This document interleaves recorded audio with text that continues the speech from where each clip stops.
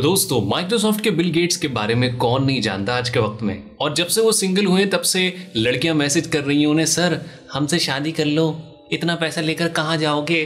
तो स्वागत है आप लोगों का हमारी व्हाट द फैक्ट सीरीज में, जहां हम दिल छू जाने वाले फैक्ट्स पर से पर्दा हटाते हैं। तो आज की इस वीडियो में हम बात करेंगे माइक्रोसॉफ्ट के कुछ अनोखे और दिलचस्प फैक्ट्स के बारे में जो आज से पहले शायद आपने कभी नहीं सुने होंगे। तो मेरा नाम है सुलेमान खान और बिना किसी बीसी के, मेरा मतलब है बातचीत के, आगे बढ़ाते हैं अपना शो। दोस्तों, बिल गेट्स की अमीरियत के बारे में हर कोई जानता है, टॉप 10 लिस्ट में हमेशा ही रहते हैं। लेकिन आपको जानकर हैरानी होगी, माइक्रोसॉफ्ट का जो विंडोज है वो कॉपीड है।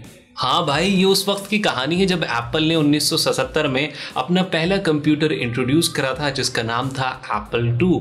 और देखते ही देखते ये कंप्यूटर पूरी दुनिया में फेमस हो गया था। अब इस सब को देखते हुए IBM भी इस मैदान में कूद गया। उन्होंने सोचा कि वो भी इस रेस में पीछे ना रह जाए। अब 1980 में IBM ने अपना एक कंप्यूटर तो बना लिया, बट मसला था कि उनके पास कोई सॉफ्टवेयर नहीं था जिससे उस कंप्यूटर को ऑपरेट किया जा सके। मतलब गाड़ी तैयार थी, इंजन नहीं था जिसके बगैर गाड़ी चली नहीं सकती। इसी वजह से IBM बिल गेट्स के पास गई। उस वक्त बिल गेट्स ने कहा कि उनके पास ऐसा कोई सॉफ्टवेयर मौजूद नहीं है, वो उनकी मदद नहीं कर सकते। लेकिन उन्होंने IBM वालों को अपने दोस्त गैरी किल्डल के पास भेज दिया।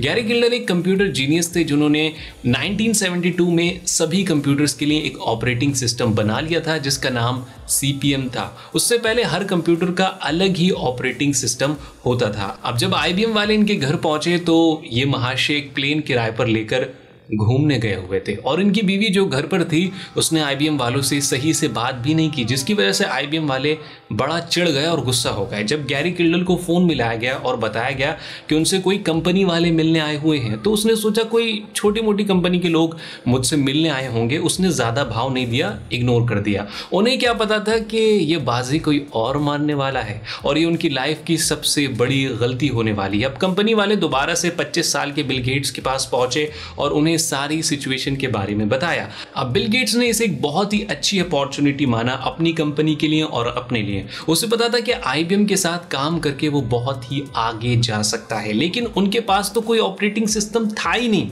लेकिन बिल गेट्स ने सोच लिया वो किसी भी तरह कोई ऑपरेटिंग सिस्टम बनाएंगे और IBM को दे देंगे। अब बिल गेट्स ने एक छोटी सी कंपनी सिएटल कंप्यूटर से एक ऑपरेटिंग सिस्टम खरीदा जो बिल्कुल हूबहू गैरी किल्डल के CP/M की तरह था, यानी उसकी कॉपी था। इसका नाम QDOS था।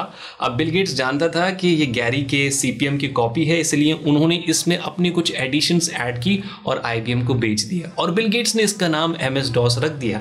अब आप कह सकते हैं कि ये चोरी करा हुआ OS था और बाद में माइक्रोसॉफ्ट विंडोज बन गया और आगे चल के इसने पूरी दुनिया में तहलका मचा दिया। अब बहुत से लोग कहते हैं कि बिल गेट्स ने कंपनी वालों को गैरी के पास भेजकर अपना फर्ज निभा दिया था और बाद में उसने इसे एज एन अपॉर्चुनिटी की तरह देखा। अब गैरी किल्डल के बारे में विकी पर सर्च कर सकते हैं, बहुत लंबा मसला था, उन्होंने कंपनी वालों पे केस किया, वो अलग इशू है, आप सर्च कर सकते हैं। तो आखिर में इतना ही कहूंगा कि बिल गेट्स भाई, जो काम चाइना इस टाइम करती है तुमने उसी टाइम करके दिखा दिया।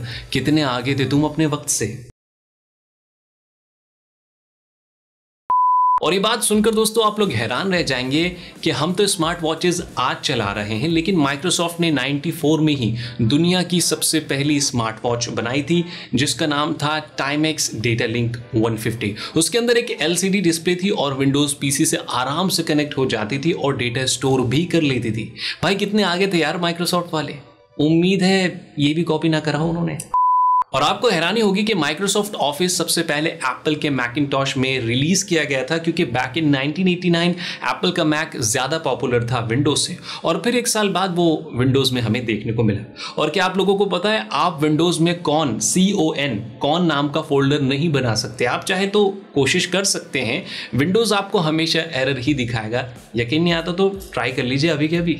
और क्या आप लोगों को पता है कि 1993 तक भी माइक्रोसॉफ्ट की कोई अपनी ऑफिशियल वेबसाइट नहीं थी। और ये बात बड़ी हैरान करने वाली है कि 90s से इंटरनेट एक्सप्लोरर मार्केट में थे, बट फिर भी उनकी वेबसाइट 93 में ही लॉन्च हुई। पता नहीं बिल गेट्स क्या सोच रहे थे, शायद वेबसाइट भी तो कॉपी करने की नहीं, ऐसा तो नहीं कर सकते।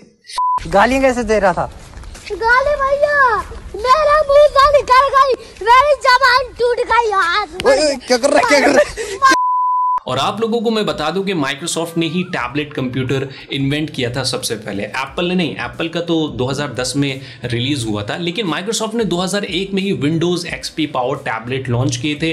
लेकिन ये टैबलेट काफ़ी बल्की और हैवी थे, इसी वजह से ये उस टाइम फ्लॉप हो गए थे, मार्केट में ज्यादा नहीं चल पाए थे। और आपको जानकर हैरानी होगी दोस्तों कि माइक्रोसॉफ्ट ने 1997 में एप्पल को बैंकक्रप्ट होने से बचाया, क्योंकि उस साल एप्पल ने बहुत सारे प्रोडक्ट्स लॉन्च किए थे बिना क्लियर स्ट्रैटेजी के और बहुत ही बुरी तरीके से उनका दिवाला निकल गया था। और ये वही टाइम था दोस्तों जब स्टीव जॉब्स को एप्पल बोर्ड की तरफ से, डायरेक्टर्स की तरफ से निकाल दिया गया था। लेकिन फिर एंट्री होती है हमारे बिल गेट्स की, जिन्होंने माइक्रोसॉफ्ट में $150 मिलियन इन्वेस्ट किए और कंपनी को बचा लिया। लेकिन उसके पीछे भी दोस्तों एक वजह थी।